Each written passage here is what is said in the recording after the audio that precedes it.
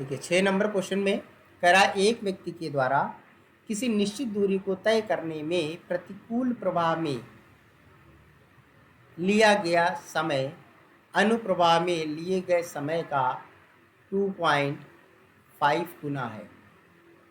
ठीक है, अब यहाँ प्रतिकूल मतलब अपोजिट डायरेक्शन, ठीक है, इसको अपोजिट डायरेक्शन, अनुकूल मतलब सेम डायरेक्शन।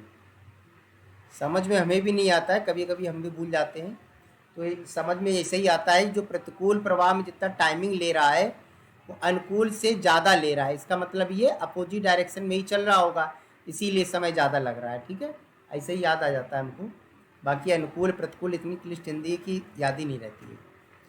तो अनुप्रवाह ये सेम डायरेक्शन और प्रतिकूल प्रवाह यानी अपोजिट डायरेक्शन। एग्जाम में वैसे भी हिंदी और इंग्लिश बोथ में आएगा और हम भी आपको शीट बोथ लैंग्वेज में ही देंगे। यदि धारा की चाल 7 किलोमीटर प्रति घंटा है तो नाव की चाल बतानी है। यहाँ पर शांत जल में नाव की चाल पूछ रहा है, नाव मतलब शांत जल में। ठीक है, ओके, तो इसको कर लेंगे कि हम ही कर दें, इसको भी सब हम कर दें सब। इसको कैसे करेंगे बताइए।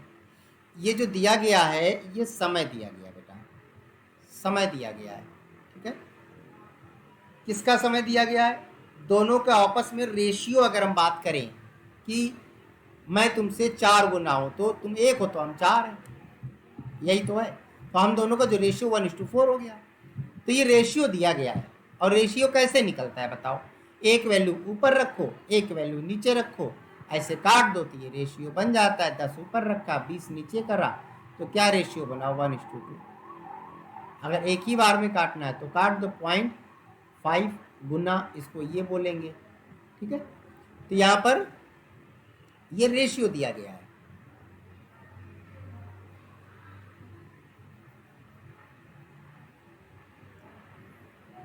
ठीक है, तो वैसे ही करते हैं हम लोग धारा के साथ।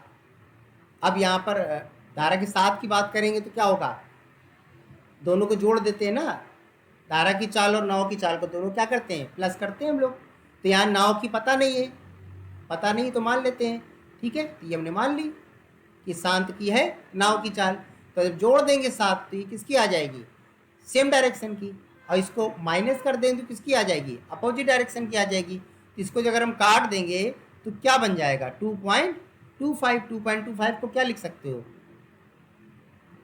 ये आएगा इसको। ठीक है,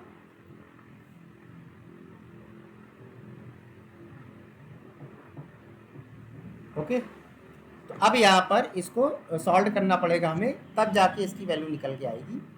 ये वैल्यू निकल के आएगी कितनी, 9 से मल्टीप्लाई करो, 9x + 63 4x -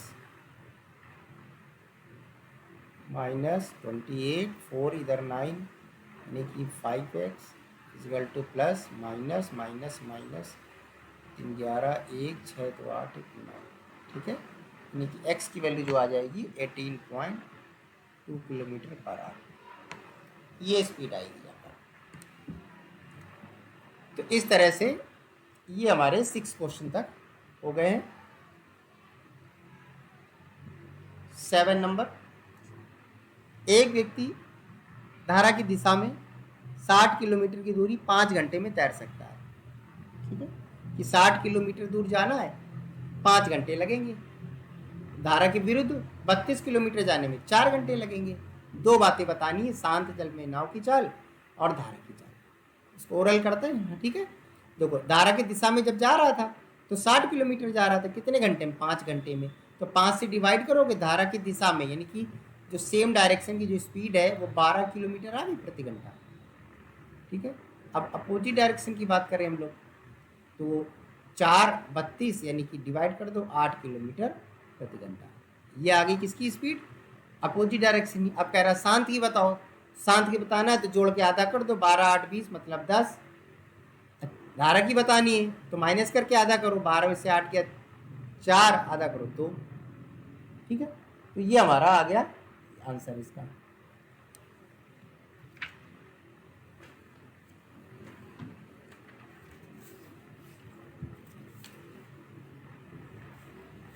तो ये कुछ बेसिक क्वेश्चंस थे हमारे, ठीक है। अब हम आपको इसके बाद शीट देंगे, लेकिन पहले वीडियो देख लीजिएगा, मैसेज कर दीजिएगा हमें कि हाँ अब समझ में आ गया। अगर किसी को ना समझ में आया हो डायरेक्ट हमें कॉल करें या मैसेज कर दे, उसको दोबारा से हम समझा देंगे। उसके बाद हम आज ही आपको शीट भेजेंगे, ठीक है, लेकिन थोड़ा लेट भेजेंगे, 1-2 घंटे बाद, ताकि सभी लोग अपनी प्रॉब्लम डिस्कस कर सकें। ओके, देखिए यहाँ पर इतना आराम से बताया जाता है कि आपको एक ही बार में टॉपिक समझ में आ जाए। देखिए क्या है ना कि बैंक की तैयारी या एसएससी तैयारी, कोई भी तैयारी कर रहे हैं आप, पुलिस की कर रहे हैं, इससे कोई मतलब नहीं रखता है कि आप तैयारी किसकी कर रहे हैं, ठीक है। अगर सबसे ज़्यादा जो किसकी वीक होता है ना, वो होती है अर्थमेटिक, क्योंकि इसमें टॉपिक बहुत ज़्यादा होते हैं, ठीक है। एक तो टॉपिक बहुत ज़्यादा होते हैं, ऊपर से हर टॉपिक से 1-2 क्वेश्चन आते हैं। तो अधिकतर लोग सोचते हैं कि यार एक तो इतना ज़्यादा टफ भी है और क्वेश्चंस भी कम आते हैं, इसको ना किया जाए। इसको बिना किए आप आगे नहीं जा सकते हैं, ठीक है। इसको करना ही पड़ेगा, इसका कोई दूसरा तरीका नहीं है। और अधिकतर लोगों की अर्थमेटिक हमेशा वीक होती है, वो पजल भी लगा लेते हैं, ठीक है, सिंप्लीफिकेशन भी कर लेंगे, डीआई कर लेंगे, लेकिन अर्थमेटिक के जो 10 से 15 क्वेश्चन तक आते हैं, लास्ट ईयर तो 15 क्वेश्चन दे दिए थे 35 में, 15 क्वेश्चन केवल अर्थमेटिक के थे। इसी के SI CI PL, percentage ratio, ठीक है, boat and stream, work and time, train, बस सब कुछ, मतलब इसी में 15 क्वेश्चन रख दिए थे। अब बताइए 15 क्वेश्चन आप हटा दीजिए तो 20 ही क्वेश्चन तो बचे आपके पास, और वो जो 20 क्वेश्चन बचे क्या आपको आते होंगे 20? 1-2 गलत होने की तो संभावना रहती है ना, 20 में आप 20 करेंगे, हो सकता है गलत हो जाए, ठीक। तो इसलिए बिना अर्थमेटिक के आगे नहीं जा सकते हैं। देखिए, और जल्दबाजी, कोई ज़रूरत नहीं जल्दबाजी करने की, इतना बड़ा सिलेबस नहीं है। अगर आपको देखिए अर्थमेटिक आ गई, एक बार आने में आपको कम से कम 5-6 महीने लग जाएंगे। अगर आपने अच्छे से पढ़ लिया तो एक लेसन एक बार ही पढ़िए, उसको दोबारा कभी लाइफ में आपको पढ़ना ना पड़े, ठीक है। यानी कि आपको 1-2 साल तो बिल्कुल भी ना पढ़ना पड़े कि नहीं अब हम बोट या ट्रेन पे से चलाएंगे तब समझ में आएगी, नहीं, चल गई, ठीक है, एक ही बार जितनी चल रही थी आपको समझ में आ गया तो बहुत अच्छी बात है, वरना फिर आपका ही टाइम वेस्टिंग है और बहुत ज़्यादा टाइम लगेगा। इसलिए अर्थमेटिक को बहुत आराम से करो, समझ करो, ये सोचो कि ये लास्ट टाइम हम पढ़ा रहे हैं, इसके बाद हमें अर्थमेटिक ना पढ़नी पड़े, क्योंकि सबसे ज़्यादा जो चैप्टर है, जो कोर्स है, वो इसी का है, ठीक है। इसलिए आप अर्थमेटिक को अच्छे से पढ़िए, जल्दबाजी मत कीजिए। देखिए कि इस साल भी एग्ज़ाम लगे हुए हैं, तो ऐसा नहीं कि अगले साल एग्ज़ाम नहीं आएंगे, अगले साल भी एग्ज़ाम आएंगे, ठीक है। सिलेबस चेंज होगा कि नहीं होगा इसकी आप चिंता ना करिए, ठीक है, जैसे भी चेंज होगा हम बता देंगे। वैसे आपको कोई फ़र्क नहीं पड़ेगा, बस हम इतना बता दे रहे हैं, ठीक है। आप केवल पढ़ते रहिए, आपके ऊपर कोई भी फ़र्क नहीं पड़ेगा सिलेबस चेंज होने से, ठीक है। अभी केवल हम इतना बता रहे हैं आपको। आप ये मत सोचिएगा कि अगले साल बैंक की नौकरी बहुत ही टफ हो जाएगी, बिल्कुल नहीं, ठीक है।